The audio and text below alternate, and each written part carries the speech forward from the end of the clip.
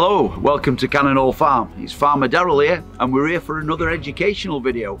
And the educational video this time, we're going to meet up with our Cape porcupines. And as you know, Spike, our resident male, has long been waiting for a mate. And you will also know that we recently found him one. Winnie has arrived at Cannonall Farm, and we're going to go and find out how they're getting along.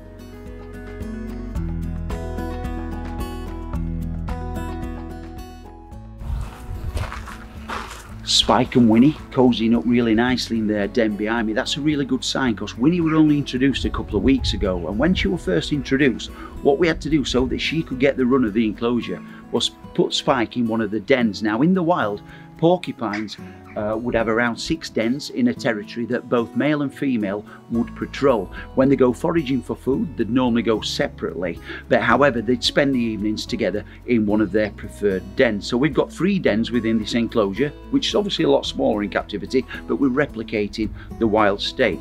So Spike was inside, Winnie was moving around the enclosure, and what she's doing, she's scenting like a male would in most species, but the female does it in the Cape porcupine as well. Not as much as the male, but she does scent. So she's putting her scent around. Spike would pick that up from his den. He would then be scenting in return, which she would then smell.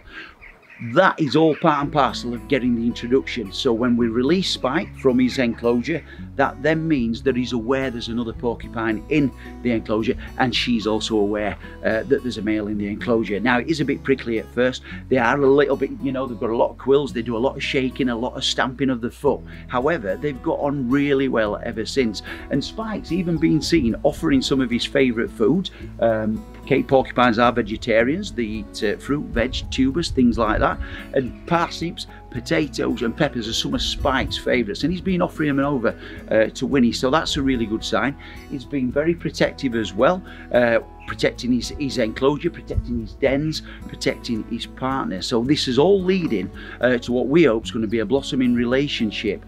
Now we'd like to see baby porcupines here at the farm. In order to do that, they've got to mate. Now by getting close to one another, getting used to one another, they're building up a bond. Now the female porcupine comes into ostrus for just 9 days, so Spike has got to be aware of when that happens. When this does happen, the female's vagina has a membrane which opens to allow the male to inseminate the female. Once the deed is done, there's a copulatory plug that basically closes, and for around 48 hours before it's dispatched, that hopefully means that the job's done and the female is pregnant. She's pregnant for 94 days, and they normally have between 1 and 3 young. However, in captivity, recorded births, over 50% of them, it's always a singleton, just one little porcupet. So ideally for a young female, that's what we'd want, a single one. Spike hopefully being a protective dad as well, but we don't know if that's going to happen, but that's what we're aiming for. That's why we've introduced them. They've made a good bond, they've become good friends. Hopefully that'll blossom into something a little bit more. That's what we're aiming for here at Cannonall Farm. So guys, we're going to leave it there for now. We will be back to you with more updates. We hope you've enjoyed what you've been watching, and if you have, please like and share it. As always, as I say, we'll be back, more information about other animals around the farm, but also more updates on Spike and Winnie. Fingers crossed for a great relationship and baby porcupines here at Cannonall Farm. Thanks ever so much for watching. See you all again very, very soon. Farmer Darrell, Cannonall Farm. See you later.